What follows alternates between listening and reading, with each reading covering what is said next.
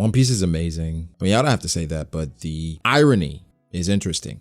Irony, a state of affairs or an event that seems deliberately contrary to what one expects and is often amusing as a result. I've figured it out. One Piece is just about irony. Well, not just about, but irony is a huge part of it. I didn't notice it before, but so many examples of this exist. I draw inspiration from the most random things, and you've probably seen this by now, but I was working on the video about episode 0 and the impact that it had on the world, and I stumbled across a YouTuber, AllonaShareeTV, and I've seen her before, but she had a reaction to episode 0. I decided to watch it, and as I don't watch live reactors as much as I used to, but this time for some reason I did. I loved her reaction. It was so pure. Her excitement from seeing the characters as younger men, it moved me a bit. I started to get excited for the character reveals just to see her reaction. It reminded me of something. The reason why I fell in love with the series, the characters, and simply knowing that they're here, it makes me feel better. So seeing a young Aokiji and Kizaru to a young Shanks and Buggy, it was enthralling. But things didn't click until Shiki went to Marineford and was about to fight Garp and Sengoku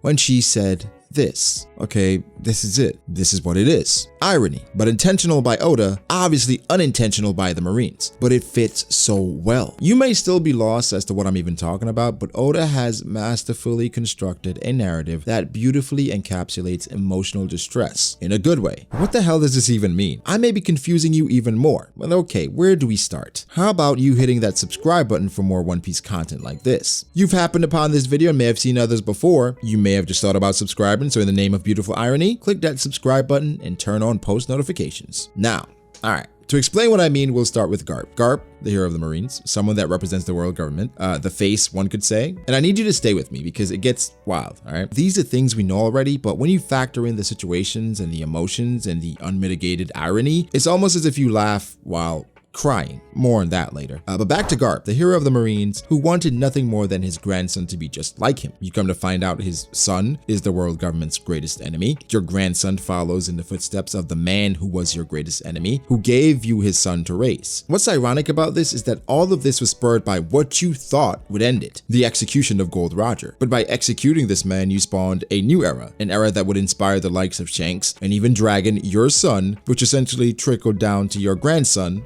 Luffy. It's written intentionally, but things fall together so perfectly, it feels like destiny, the will of D almost. These things were supposed to happen in this way, almost like Doflamingo and his family. His father attempting to save his son from the fangs of the celestial dragons. They were then stoned by the people they wanted to be like. This moment turned Doflamingo into a maniacal villain, which would be even worse than what you were trying to save him from.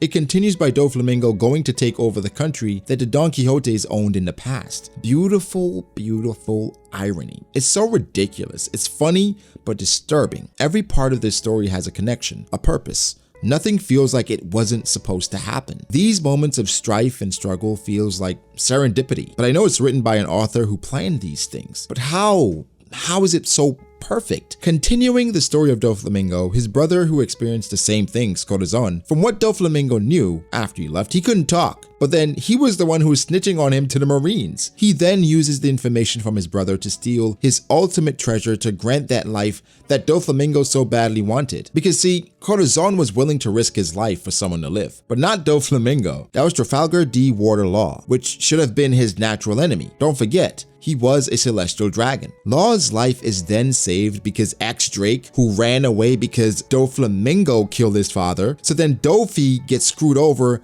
by this action. How is this real? Even deeper, Sengoku talks about this himself, in which he's done terrible things in the name of justice, to protect the shield, of course, and the only person with whom he could share the memory of Rocinante was Law, a pirate, the kid that he saved that now has the Opi no Mi that they were trying to recover.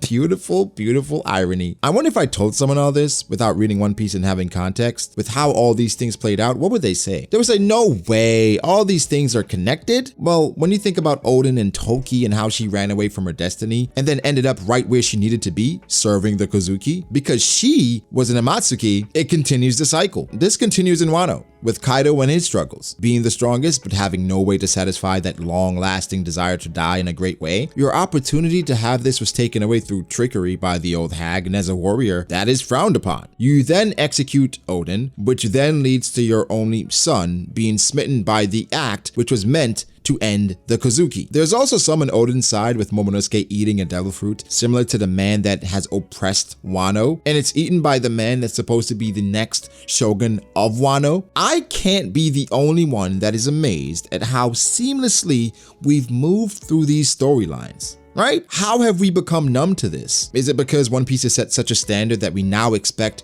these beautiful twists and these amazing occurrences? But again, back to what inspired all this. The quote by AllonaShareeTV, how the world government tried to stifle and end the era of pirates by killing Goldie Roger. The Marines learned so much from that gaffe that they tried to do the same thing again by killing his son, Portgas the Ace. This was not only an epic fail, but it started a new era led by Blackbeard, who then inherited the power to destroy the world. This war, by the way, was ended by the ultimate pirate at that point in our eyes, Shanks, to then only be revealed as what some would call a very valuable informant for the Gorosei. I made a video recently about Ben Beckman and how he viewed Ace as unpirate-like due to not exhibiting qualities of a true pirate. No real dreams, no sense of adventure, just a gladiator of chaos. How does Ben Beckman feel about his captain warning the world government of another pirate? Is that pirate-like, or is that irony? One Piece is the greatest of all time. And honestly, when you just take a step back and evaluate the story and how these things intertwine, like how the most ambitious swordsman hell-bent on becoming the best kowtowed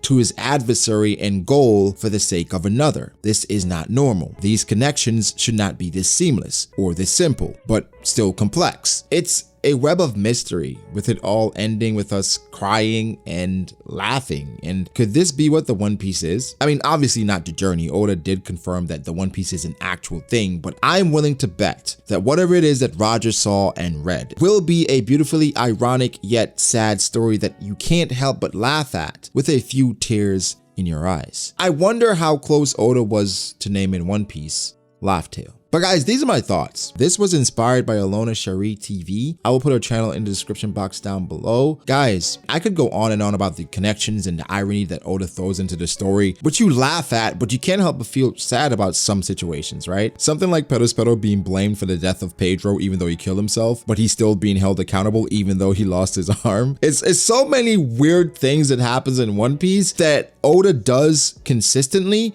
that he doesn't get credit for, but it's so damn good. But guys, give me your thoughts. How do you feel about all this? Make sure to like the video if you did, subscribe to the channel for more content like this. Follow me on Twitter at BragoDAce. Follow me on Instagram, Brogdy.ace. Thank you to my patrons. I appreciate you guys so much. Guys, I've acknowledged it. One Piece is the greatest of all time. I mean, I've said that before, but man, I couldn't be any more convinced, honestly. Like, One Piece is amazing. But guys, thank you. Like and subscribe. I'll catch you in the next one. Peace.